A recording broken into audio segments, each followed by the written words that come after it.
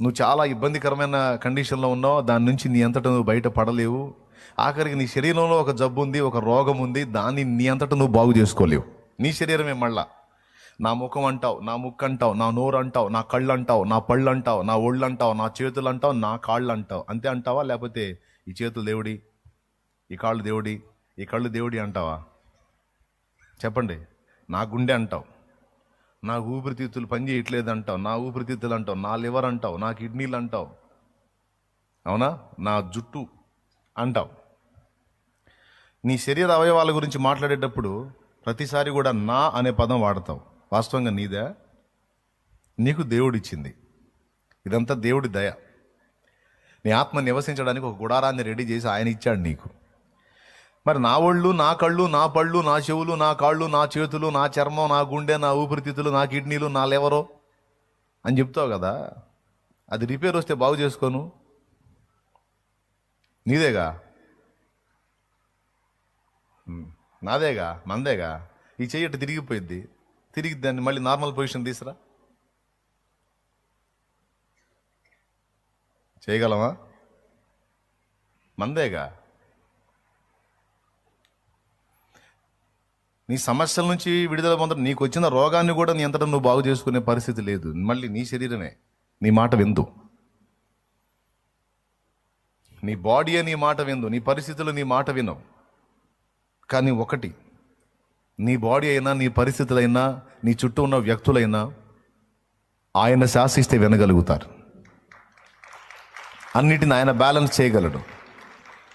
లాజర్ బాడీయే, లాజర్ చనిపోయాడు, పాతిపెట్టబడ్డాడు. తన వాళ్ళు ఏం చేయాలా? లాజరు తను తాను కాపాడుకోలా. కానీ దేవుడు ఆ చనిపోయిన వాడిని సజీవుడిగా లేపి లాజర్కి లైఫ్ ఇచ్చాడు. తోటి వారికి కూడా లాజర్ను బ్రతికించి అవకాశం ఇచ్చాడు, అప్పగించాడు. అది దేవుడు చేయగలడు. అది దేవుడు చెప్తుంది ఏంటంటే, ఇలాంటివి నేను చేయగలుగుతాను, కానీ నువ్వు చేయగలిగే పని నీకు చెప్పినప్పుడు నువ్వు చేయటల్లా. నువ్వు ఆ విషయంలో సోమరివై ఉన్నావు, బద్ధకస్తురాలివై ఉన్నావు. ఆ విషయంలో నువ్వు మొద్దుగా ఉన్నావు. కాబట్టి ఇక్కడ ప్రాబ్లం నీదే కానీ నాది కాదు. మీరు ఆ రాతి బాణల్లో నీళ్లను నింపండి అన్నప్పుడు వాళ్ళు కానీ ఆ నీళ్లు నింపకపోతే యేసయ్య ద్రాక్షరసం ఎట్లా చేసేవాడు? మీరు ఇలా చేయండి, నేను చేసే పని నేను చేస్తాను అన్నప్పుడు మనం ఆ మాట వినాలి కదా.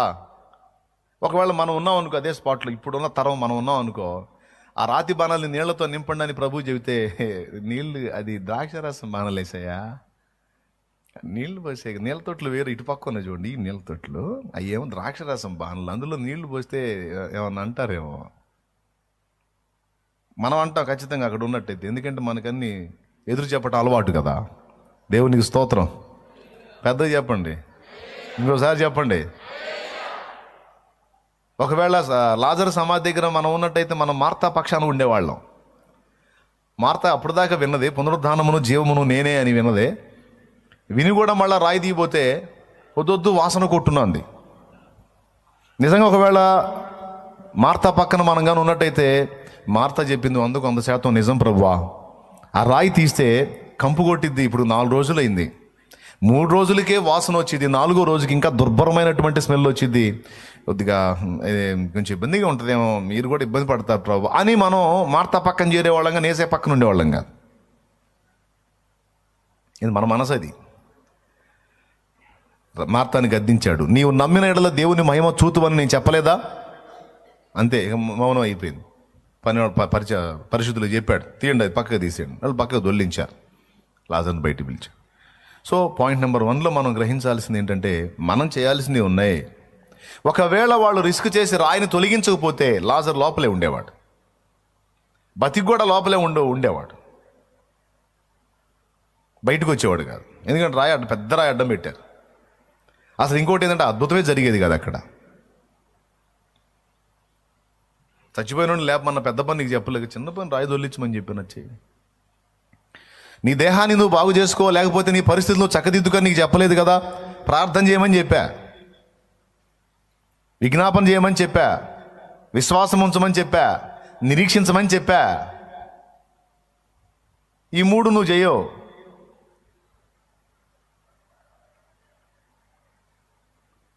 బలవంతుడైన దేవుడైనా రాతి బాణంలో నీళ్లు పనివాళ్ళు నింపకపోతే ద్రాక్షరసంగా చేయడానికి అవకాశం లేదు.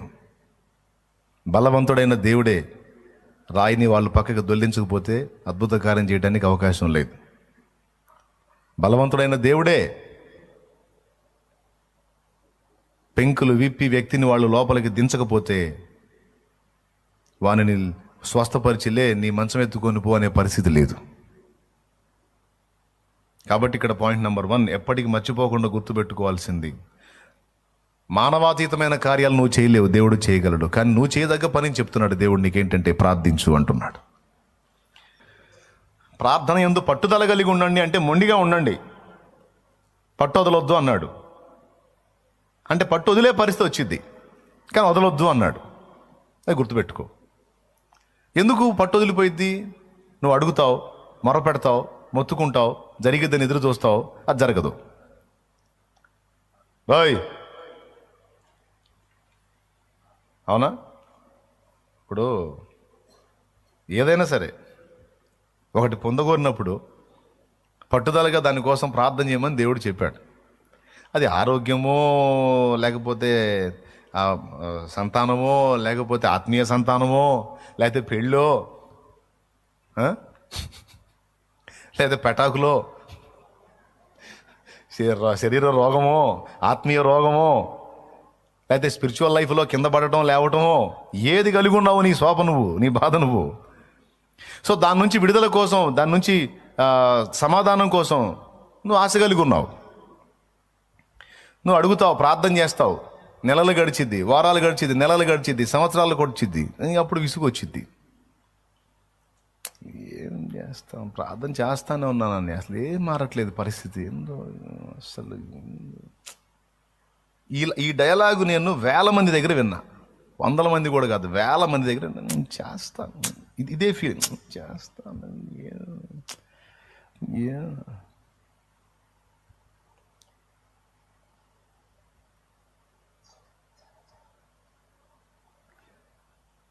అంటే అది ఆ ఫీలింగ్ అర్థమైందంటే ఒక రకమైన విసుగు అన్నమాట. విసుగు. 3 సార్లు ప్రయత్నించి 4వసారి మళ్ళీ ప్రయత్నించమని చెప్తే ఏం ప్రయత్నిస్తాం, 3 సార్లు చేసే వర్కౌట్ కాలేదు, మీకు చెప్తే ఎందరో మీరు కాదు చేయండి, ఒకసారి ట్రై చేయండి. ఆ సందర్భంలో వచ్చే ఫీలింగ్ ఇది. అంటే అది ఎందులో పుట్టిద్ది? విసుగులో పుట్టిద్ది. సో దేవుడు ముందే చెప్పాడన్నమాట, నువ్వు అడిగిన వెంటనే, వినండి బాగా, నువ్వు అడిగిన వెంటనే దేవుడు నువ్వు అడిగినవన్నీ ఇచ్చేస్తే దేవుడు నీకు దేవుడు కాదు, దాసుడు అవుతాడు. ఇంట్రెస్ట్ ఉంటే రాసుకో, సూక్తి సూపర్ ఉంటుంది. నువ్వు అడిగినవన్నీ అడిగిన వెంటనే దేవుడు ఇస్తా ఉంటే దేవుడు దేవుడు గాడు, దేవుడు తండ్రి గాడు, దాసుడు అవుతాడు. దేవుడు దేవుడు మరియు తండ్రి. నువ్వు అడిగినవన్నీ అడిగినట్టు వెంటనే ఇచ్చేస్తా ఉంటే దేవుడు నిన్ను ప్రేమించినట్టు కాదు, దేవుడు నిన్ను ప్రేమించినట్టు కాదు, నిన్ను ద్వేషిస్తున్నట్టు లెక్క. నువ్వు అడిగినవన్నీ అడిగిన వెంటనే ఇచ్చేస్తా ఉంటే నిన్ను దేవుడు ప్రేమించినట్టు కాదు, ద్వేషిస్తున్నట్టు లెక్క. చాలామందికి ఈ సంగతి తెలియదు. ఇక్కడికి వచ్చి వాక్యం చెప్పేటప్పుడు నాతో కూడా మాట్లాడయ్యా అని ప్రార్థన చేసుకొని కూర్చుంటా. ఈ మాట నాతో కూడా మాట్లాడుతున్నాడు దేవుడు. ఎందుకో చెప్తా. కొన్నిసార్లు బిడ్డలు అడిగేవి, కొన్నిసార్లు మన బిడ్డలు అడిగేవి వాళ్ళకే ప్రమాదాన్ని తెచ్చిపెట్టే అడుగుతారు మనల్ని. అవునా? ఫ్రెండ్స్తో కలిసి నేను ఫలానా ప్రాంతానికి వెళ్తాను అంటాడు, అది డేంజర్ జోన్. వద్దురా అక్కడ ప్రమాదం ఉంటుంది, వద్దంటాం మనం. నేను అక్కడికి వెళ్తానని వాడు మొరాయిస్తాడు. అలా చాలాసార్లు మనం పిల్లల దగ్గర నుంచి ఎలాంటి సమస్యలు ఎదుర్కొని ఉంటాం. వాడికి ప్రమాదాన్ని కలిగించేవే వాడు అడుగుతాడు. నాకు పటాసులు కావాలంటాడు. సరే మనం అంటే కాకరపోతులు తెచ్చుకోరా అంటాం. వాడు అట్ట కాదు, పెద్ద పెద్ద బాంబులు తెచ్చి పేలుస్తాను అంటాడు. ఏమాత్రం బ్యాలెన్స్ మిస్ అయితే వాడి ముఖం పగిలిద్దని మనకు తెలుసు, వాడికి తెలియదు. కానీ వాడు అడుగుతాడు, వాడు ప్రార్థన చేస్తుంటాడు. నాకు ఫలానా పెద్ద సైజు పటాకులు కావాలంటాడు, నేను ఫలానా లాంగ్ టూర్ వెళ్ళాలంటాడు, నాకు పెద్ద అమౌంట్ కావాలంటాడు. ఇంకొకటి వస్తాడు, నాకు బైక్ కావాలంటాడు. మనం అంటాం, ఇంకా నీకు దాన్ని బ్యాలెన్స్ చేయగలిగే అంత ఓపిక రాలేదురా. ఏంది నాకు రాలేదు, నేను పెద్ద బండినే నడిపి చూపించమంటావా, నాకు కావాలంటాడు. అది మామూలుగా నడపడం కాదురా, కొన్ని ప్రమాదాలు జరిగేటువంటి ప్రదేశాల్లో దాన్ని ఆపగలిగే సామర్థ్యం ఉండాలి నాయన. వద్దు బాబు, కొద్ది టైం తర్వాత తీసుకుందు కానీ అని అంట. వాడు వినడు, నాకు కావాలి అంటాడు. అదొక ప్రార్థన, విజ్ఞాపన. వాడు పట్టు వదలని విక్రమార్కుడు అంటారు కదా, అట్లా వాడు వదిలిపెట్టకుండా అడుగుతా ఉంటాడు. అట్లా అడిగాడని బైకులు కొనిపెట్టి పిల్లల్ని కోల్పోయిన తల్లిదండ్రులు చాలామంది ఉన్నారు. ఏ బైకు గోజాడు నాకు కావాలి వాడు అడిగాడో, ఈయన కొనిపెట్టాడో, అదే బండి మీద వాడు పోయిన దాఖలాలు ఉన్నాయి, లేవా? ఇప్పుడు ఆ ప్రార్థన వాడికి విషంగా మారిందా, లేకపోతే ఆశీర్వాదంగా మారిందా? కాబట్టి కొడుకు అడిగిందల్లా ఇస్తా పోతే వాడు ప్రేమగల తండ్రి కాదు, భూమి మీద పనికిమాలిన తండ్రి. అడిగినవన్నీ ఇస్తా పోతే. కానీ మన దేవుడు అలా పనికిమాలిన వ్యవహారాలు చేసేవాడు కాదు. మన దేవుడు ఆలోచనకర్త. నువ్వు అడిగిన వెంటనే టపా చేసుకుంటూ వెళ్ళిపోడు, సంజాయిస్తాడు ఆయన. థైరో జరా థైరో, కైకు గడబడ హోరా, క్యా హోరా ఆప్కు, జరా థైరో, దియేంగే ఆప్కు దియేంగే, అరే నా పరేషాన్ హో జారా క్యా అంటాడు. ఏమిరా అంత గడబడైపోతున్నావు, కొంచెం నెమ్మదిగా ఉండు, నిమ్మళంగా ఉండు, ఇస్తా అంటాడు. అడిగి మనం ఎంత అడిగినా జవాబు రానప్పుడు ఒక రకమైన విసుగు మనలో స్టార్ట్ అయింది, పట్టు సడలిద్ది, నిలకడ కోల్పోయిద్ది. అందుకే క్లియర్గా చెప్పాడు అనమాట ఈ మాటలన్నీ. పట్టుదల ఉండాలి, విసుగొద్దు, నిలకడగా ఉండు. ఈ 3 కలిగి ఉండి నువ్వు ప్రార్థనలో కనిపెట్టినప్పుడు, నిరంతరం పరిష్కారం కోసం నువ్వు ప్రార్థన చేసినప్పుడు ఖచ్చితంగా దేవుని దగ్గర నుండి ఏదో ఒక జవాబు ఖాయం. అస్సలు జవాబు ఇవ్వకుండా అయితే దేవుడు ఉండడు. ఖచ్చితంగా ఏదో ఒక జవాబు ఇస్తాడు. ఏమనంటే, నువ్వు అడిగినది యుక్తమైనదే, అది నీకు క్షేమకరమైనది అయితే తప్పకుండా ఆమేన్ అంటాడు. అది వెంటనే నీకు అందుబాటులోకి వచ్చింది. అలా కొన్ని జరిగినాయి నీకు. కొన్ని నువ్వు అడిగిన వెంటనే పొందుకున్నావు, కొన్ని వారాల్లో పొందావు, కొన్ని నెలలో పొందావు, కొన్ని అయితే సంవత్సరాల్లో పొందావు, కొన్ని అయితే అసలు మర్చిపోయావు కూడా ప్రార్థన చేసి. నువ్వు అంత దీర్ఘకాలం పట్టిందైనా పొందావు నువ్వు. ఇప్పుడైతే కొన్నిటి కోసం కొన్ని సంవత్సరాలుగా పోరాడుతున్నావు, ప్రార్థన చేస్తున్నావు, అయినా రిజల్ట్ రాలా. అయితే దేవుని దగ్గర నుండి ఏదో ఒక జవాబు అయితే కన్ఫామ్. ముందు చెప్పాను, ప్రార్థన కన్ఫామ్గా దేవుని దగ్గరికి వెళ్ళిద్ది. మన విజ్ఞాపనలన్నీ ఆయన దగ్గర ఉంటాయి. పరిశుద్ధుల ప్రార్థనలన్నీ ధూపద్రవ్యములతో కలపబడి దేవుని సన్నిధికి చేరిందయని ప్రకటన గ్రంథం 8 సాక్ష్యమిస్తుంది. పరిశుద్ధుల ప్రార్థనలతో ధూపద్రవ్యములు కలిపి దేవుని సన్నిధికి పొగవలే ధూపం చేరితే ధూపంతో పాటు పరిశుద్ధుల ప్రార్థనలు కూడా చేర్చబడ్డాయట. దేవదూతలే వాటిని గైకొన్నారు, తీసుకెళ్ళి దేవుని సముఖంలోకి అవి చేరేటట్టు చేశారని ప్రకటన గ్రంథం 8 సాక్ష్యం ఇస్తుంది. ప్రకటన గ్రంథం 8 3వ వచనం నుంచి చదువు. మరియు సువర్ణ ధూపార్తి చేత పట్టుకొని ఉన్న వేరొక దూత వచ్చి. బైబిల్ ఉంటే తీసి చూసుకోండి, మీకు అండర్లైన్ చేసుకోండి, లేకపోతే చేయగలిగింది ఏం లేదు. బైబిల్ ఉంటే చదువు వస్తే తీసి చూసుకోండి తొందరగా. బలిపీఠం ఎదుట నిలువగా సింహాసనం ఎదుటున్న సువర్ణ బలిపీఠం పైన పరిశుద్ధులందరి ప్రార్థనలతో కలుపుటకై అతనికి బహు ధూపద్రవ్యములు ఇవ్వబడెను. అప్పుడు ఆ ధూపద్రవ్యములు పొగ పరిశుద్ధుల ప్రార్థనలతో కలిసి దూత చేతుల నుండి పైకి లేచి దేవుని సన్నిధికి చేరింది. అద్దుగో,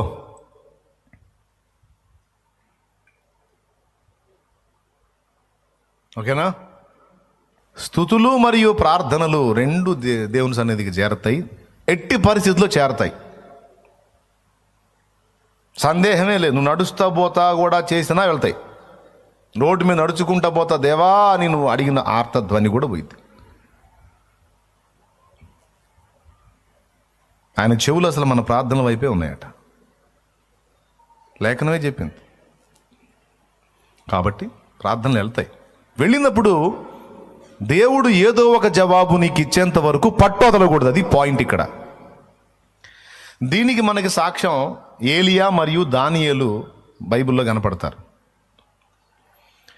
ఒక దర్శనం చూపించాడు దేవుడు, అది అంత్య దినాల్లో జరగబోతుంది.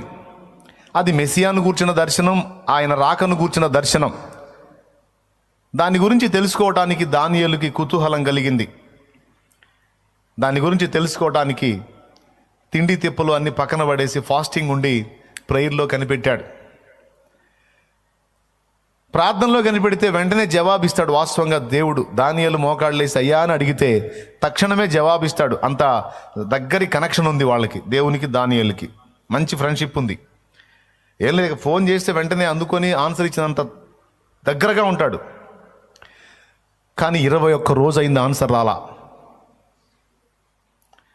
2 రోజులైంది ఆన్సర్ రాలా, 5 రోజులైంది ఆన్సర్ రాలా, 10 రోజులైంది ఆన్సర్ రాలా, 15 అయింది ఆన్సర్ రాలా, 20 అయింది ఆన్సర్ రాలా, 21 రోజు అయిపోయింది. ఈయన స్నానపానాదులు లేవు, ఆహారాదులు లేవు. అయ్యా అయ్యా అని గోజాడుతున్నాడు. ఎంత మొండితనం అండి! ఇప్పుడు దర్శన భావం తెలిస్తే అంత, తెలియకపోతే అంత. దర్శనం వచ్చింది, దానికి అర్థం తెలిస్తే ఎంత, తెలియకపోతే ఎంత. ఇంకా మనబోటోళ్ళు అయితే ఇప్పుడు దర్శనం చూపించింది దేవుడు అర్థం కూడా చెప్పాలి కదా, అయితే మాకు తెలుసా అయింది. అర్థం కూడా ఆయనే చెప్పాలి. చెప్పనప్పుడు మేము ఆడ చుట్టూ పీక్కునే పానీలే, ఆయన దర్శనం అంత ఇంపార్టెంట్ అయినప్పుడు ఆయనే చెప్పుకుంటాడులే పానీలని వదిలేస్తాం. వదల్లా, నాకు తెలియదు దాని అర్థం ఏంటో, నువ్వు చెప్పిన దాకా నేను కదలని అంతే కూర్చున్నాడు.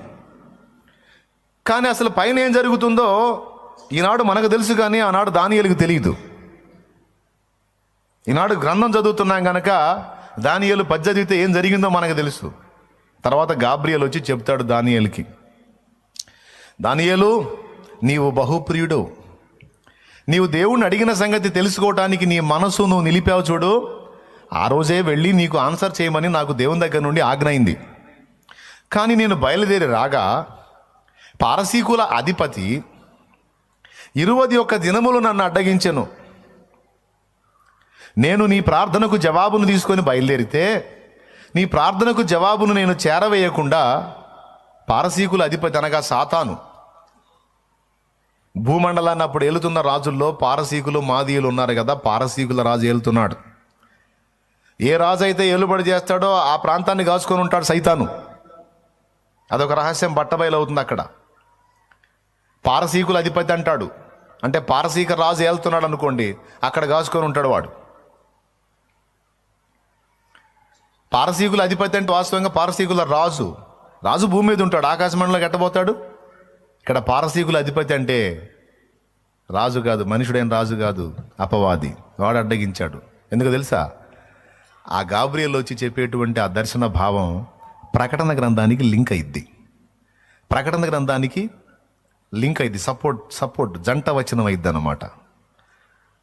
అది అందకూడదు, అంత్యకాలపు సంఘం అంటే మనకు అందకూడదని.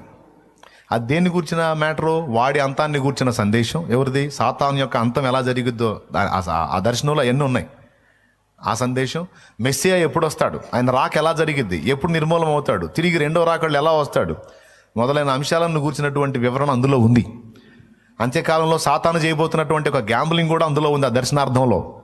అందుకని నువ్వు చెప్పడానికి వీలేదని ఆపాడు అక్కడ. కొన్నిసార్లు మన ప్రార్థనలకు జవాబులు సాతాను చేత కూడా అడ్డగించబడతాయని మీరు తెలుసుకోవాలి, మనం తెలుసుకోవాలి. శత్రువు అయిన సాతాను కూడా కొన్నిసార్లు మన ప్రార్థనలకు జవాబులు రాకుండా అడ్డగిస్తాడు. ఎందుకంటే మనం అడిగినవి చాలా కీలకమై ఉంటే, భవిష్యత్తుకు అవి ఉపయోగపడే అవకాశం ఉంటే, ఎదుటి ప్రజలకు అవి క్షేమకరమైతే వాటి జవాబులు రాకుండా వాడు అడ్డగించడానికి శతవిధాలా ప్రయత్నం చేస్తాడు. దేవుని దగ్గర నుంచి అయితే జవాబు తక్షణమే వచ్చే ఛాన్స్ ఉంటుంది, లేదా కొంచెం టైం అంటాడు, లేదా నువ్వు అడిగింది నీకు క్షేమకరం కాదు అంటాడు. ఈ మూడింట్లో ఏదో ఒక ఆన్సర్ వచ్చింది, వెంటనే ఆన్సర్ ఇస్తాడు, లేదా కొద్ది కాలం టైం తీసుకుంటాడు. అంటే ఏ సమయంలో అది నీకు అందాలో ఆ టైంకి నీకు అందించడానికి టైం తీసుకుంటాడు. మూడవది, అది నీకు క్షేమకరం కాదు, వద్దు అని ఆ ఆన్సర్ అయినా ఇస్తాడు. దేవుని దగ్గర నుండి ఆ విషయం స్పష్టత వచ్చింది. ఒకసారి ఇర్మియా ఒక జనం కోసం ప్రార్థన చేసినప్పుడు, నువ్వు ఈ జనం కోసం మొర్ర పెట్టొద్దు, నేను వినను అంటాడు. ఆ మాట అయినా చెప్పాడుగా, నువ్వు ఆ విషయంలో ప్రార్థన చేయవాగు, నేను జవాబు ఇవ్వను అంటాడు. ఆ మాటనే చెప్పాడుగా, అసలు ఏం చెప్పకుండా అయితే దేవుడు లేడుగా. నాలుగవది, నువ్వు అడిగిన దానికంటే కూడా ఇంకా శ్రేష్టమైంది నీకు ఇవ్వాలన్నా కూడా టైం తీసుకుంటాడు. నువ్వు అడిగింది ఒకంత, నేను 100 అంతలుగా నీకు ఆశీర్వాదకరమైనది ఇవ్వాలని నేను ఆశిస్తున్నాను, జస్ట్ వెయిట్ అంటాడు. అది నీకు అందేటట్టు నేను సిద్ధపరుస్తున్నాను, కొంచెం నిరీక్షించు, నేను ఇస్తాను నీకు అంటాడు. ఒక భక్తుడు రాశాడు, దేవుడు భూమి మీద చేస్తున్న కార్యాలన్నీ ఏంటో తెలుసా? ఆయన చేస్తున్న పనులన్నీ కూడా కేవలం పరిశుద్ధుల ప్రార్థనలకు జవాబులు ఇవ్వటం మాత్రమే దేవుడు చేస్తున్న పని అన్నాడు. ఎంత పెద్ద మాటో అది. భూమి మీద ఉన్న తన పరిశుద్ధుల ప్రార్థనలకు జవాబులు ఇవ్వటం మాత్రమే దేవుడు చేస్తున్నాడు, ఇంకా ఏం చేయటం లేదన్నాడు. మరి ఆత్మలు రక్షిస్తున్నాడుగా, అది పరిశుద్ధుల ప్రార్థనకు జవాబే. రోగులను స్వస్థపరుస్తున్నాడుగా, అది పరిశుద్ధుల ప్రార్థనకు జవాబే. సాతాను కార్యాలను నిర్మూలపరుస్తున్నాడుగా, నిర్మూలపరచమని పరిశుద్ధులు చేసిన ప్రార్థనకు జవాబే అది. దేవుడు భూమి మీద ఏ కార్యం చేసినా దానికోసం పరిశుద్ధుల ప్రార్థనలు ఉండాలి. పరిశుద్ధుల ప్రార్థనలకు జవాబులు ఇవ్వటం తప్ప దేవుడు భూమి మీద మరి ఏ పని చేయటం లేదన్నాడు. ఎంత పెద్ద మాటో అది. దేవునికి స్తోత్రం కలుగును గాక. హల్లెలూయా. కాబట్టి ప్రార్థనలో నిలకడ, పట్టుదల, విసుగు లేని స్థితి అవసరం అనే మాటలు 3 ఎందుకు వాడాడంటే, ఈ 3 వస్తాయి. విసుగు వచ్చింది, పట్టు సడలిద్ది, నిలకడ కోల్పోయే అవకాశం ఉంటుంది. అయితే అలా కోల్పోవద్దు. దానియేలును చూడండి ఎలా కాచుకున్నాడో అని చూపిస్తున్నాడు. ఏలియాను చూడండి, వర్షము కురిసేంత వరకు, మేఘం సముద్రం నుండి పైకెక్కేంత వరకు 7 మార్లు వెళ్ళి చూసిరాని ప్రార్థనలోనే ఉన్నాడు. కానీ 3 మార్లు చేసి 4వసారి సర్దుకోలా. అరచేంత మేఘం పైకి ఎక్కిందాక ప్రార్థనలోంచి పట్టు వీడలా. అంటే జవాబు పొందేంత వరకు వాళ్ళు పట్టు వదలరు. అందుకే వాళ్ళు చరిత్రకి ఎక్కారు. అర్థమైందా? అంత మొండి మనుషులు అన్నమాట. ఆనాడు ఆ తరాల్లో భక్తులే కాదు, మన ముందు తరాల్లో భక్తులు కూడా మహామొండోళ్ళు. వాళ్ళ జీవిత సాక్ష్యాలు, వాళ్ళ సేవానుభవం, వాళ్ళ ప్రార్థన విజయాలు మనం వింటే మైండ్ పోయిద్ది. ఒక భక్తుడు ఒకని మార్పు కోసం 40 ఏళ్ళు ప్రార్థన చేశాడంట. నీ వల్ల ఇద్దా? 40 సంవత్సరాలు ఒకటి కోసం ప్రార్థన చేయటం. 4 ఏళ్ళు కూడా చెయ్యం మనం. పట్టుమని నిండు మనసు 40 రోజులు కూడా చెయ్యం. కానీ ఒక్క మిత్రుడి మార్పు కోసం 40 ఏళ్ళు ప్రార్థన చేశాడంటే నమ్మశక్యమైన మాటేనది, కానీ నిజం అంటారు. 40 ఏళ్ల ప్రార్థన. ప్రార్థనకు జవాబులు వస్తాయి, ప్రార్థనలు దేవుడి చెంతకు చేరతాయి. ఏం చెప్పాను? వెంటనే ఇస్తాడు, నెంబర్ 1. నెంబర్ 2, కొంచెం సమయం తీసుకుంటాను అంటాడు. 3వది, నువ్వు అడిగింది నీకు క్షేమం కాదు, వద్దు అంటాడు. 4వది, నువ్వు అడిగిన దానికంటే ఇంకా రెట్టింపుగా నీకు ఇవ్వగోరినప్పుడు దేవుడు ఆపుతాడు.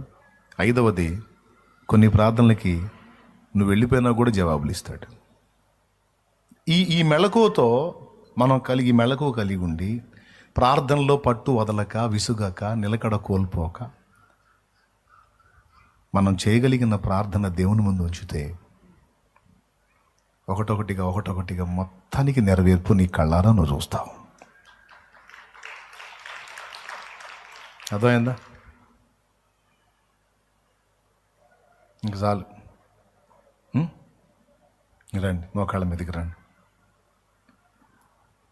ఎంతోమంది జీవితాలను అలా వాడుకున్నాడు నా దేవుడు, చచ్చిపోయే వాళ్ళని బ్రతికించి. ఎన్ని సాక్ష్యాలో ఈరోజు, ఎంతమంది జీవితాల్లో మరణ పంచుల్లోకి దిగిపోయిన వారిని ఆయన బాగు చేశాడు.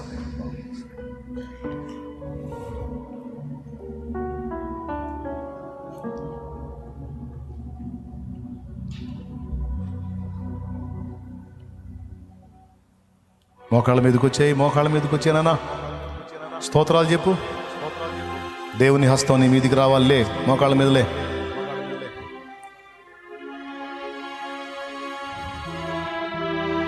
చచ్చినోళ్ళని లేపే శక్తి నీకు లేదు, కానీ ఆ శక్తి దేవుడికి ఉంది.